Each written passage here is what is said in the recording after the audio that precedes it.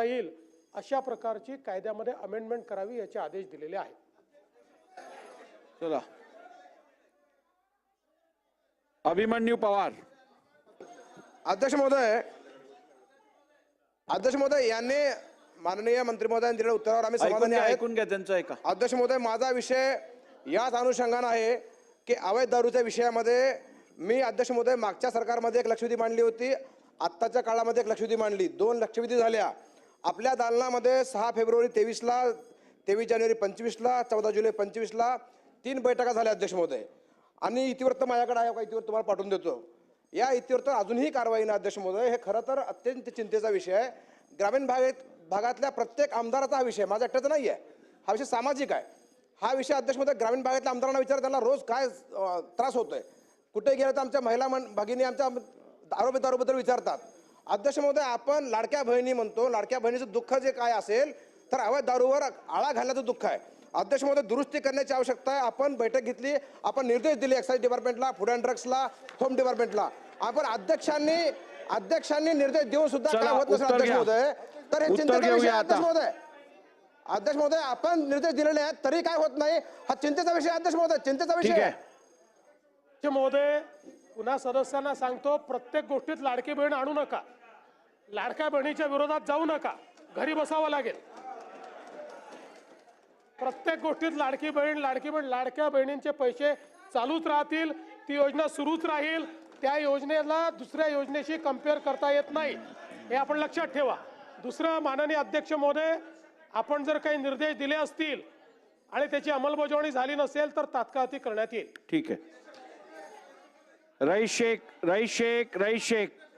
अध्यक्ष महोदय, ड्रग्स के मामले में अध्यक्ष महोदय, सम्मानित मुख्यमंत्री जी है, भिवंडी जो है अध्यक्ष महोदय, भिवंडी जो है मेजर ट्रांजिट पॉइंट बन गया है ड्रग्स के और ये जो गुटखा के ट्रांसपोर्ट के लिए. अध्यक्ष महोदय, मुख्यमंत्री जी यहाँ पर है. मुख्यमंत्री जी, भिवंडी के अंदर गुटखा गाड़ी को पकड़कर चोरी करने के FIR हो रहे. गुजरात से जो गुटखा आ रहा है ना, वही गुटखा जो है ट्रांसपोर्ट और डिस्ट्रीब्यूशन भिवंडी से हो रहा है. पोगांव के अंदर एक फैक्ट्री पकड़ी गई जिसमें गुटखा बन रहा था, उस पर भी कार्रवाई नहीं हुई. Bhiwandi is a major transit point. उसके अंदर सर आप देखिए कि आपको देखना पड़ेगा कि ट्रांसपोर्ट का पूरा हब बना हुआ है, गोडाउन है. मेरे क्षेत्र में पोगांव में फैक्ट्री मिली मुख्यमंत्री जी, लेकिन आज बेल पे लोग घूम रहे हैं.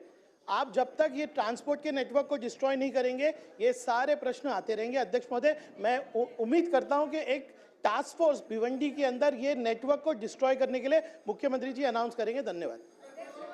रईस भाईंनी जे सांगितलं हे खरं आहे की याच्यामध्ये ज्यावेळेस संपूर्ण मी माहिती घेतली तर आपला कायदाच इतका कमकुवत आहे की या लोकांना लगेच बेल मिळते.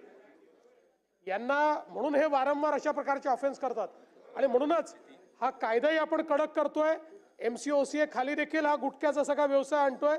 आणि आपण जे सांगितलं भिवंडीच्या संदर्भात आपल्याकडनंही माहिती घेऊ आणि इतरही ठिकाणून माहिती जमा करून स्पेशल कारवाई भिवंडीत करण्यात येईल. अमीन पटेल जी. धन्यवाद अध्यक्ष महोदय. अध्यक्ष महोदय, मैं आपके माध्यम से सम्मानीय मुख्यमंत्री का धन्यवाद देना चाहता हूं कि उन्होंने ये जो गुटखा बेचने वाले हैं कायदे में तरतूद करके मौका लगाने का आज एक ऐतिहासिक निर्णय लिया है. अध्यक्ष महोदय, गुटखा के साथ साथ में चरस, गांजा, अफीम, गरद, MD ये भी बड़े पैमाने पे मुंबई में बिक रहा है. इसके भी कायदे मुख्यमंत्री महोदय, गुटखा के साथ साथ में दूसरे ड्रग्स भी मुंबई और महाराष्ट्र में बड़ी तादाद में बिक रहे. जिस तरह से आपने एक ऐतिहासिक निर्णय लिया सभागृह में कि आप मौका कायदा लगाने के लिए कायदे में तरतूद करेंगे, तो जो दूसरे ड्रग्स है जिससे आने वाली नस्ल खराब होती है उसके कायदे को भी कड़क करके कायदे को अमलबजावनी करने के लिए शासन और पुलिस क्या कार्रवाई करेंगी. एक पहला प्रश्न है अध्यक्ष महोदय. दूसरा प्रश्न है कि जो हमारे नौजवान बच्चे और बच्ची ड्रग्स में आदत में आ गए, प्रश्न उत्तराचा तास संपलेला असला तरी या प्रश्नाचं उत्तर संपेस तोपर्यंत प्रश्न उत्तराचा तास वाढवण्यात येत आहे. रिहैबिलिटेशन सेंटर बनाने के लिए हर डिस्ट्रिक्ट के अंदर सरकार क्या कार्रवाई करेगी और ड्रग्स के प्रिवेंशन के लिए बच्चों ड्रग्स ना ले उसके लिए पुलिस और सरकार क्या प्रयत्न करेगी. अमीन भाईंनी महत्वाचा प्रश्न मांडलाय. प्रश्न जरी या प्रश्नापेक्षा वेगळा असला तरी देखील मागच्याच काळात ड्रग्सच्या संदर्भात आपण मकोका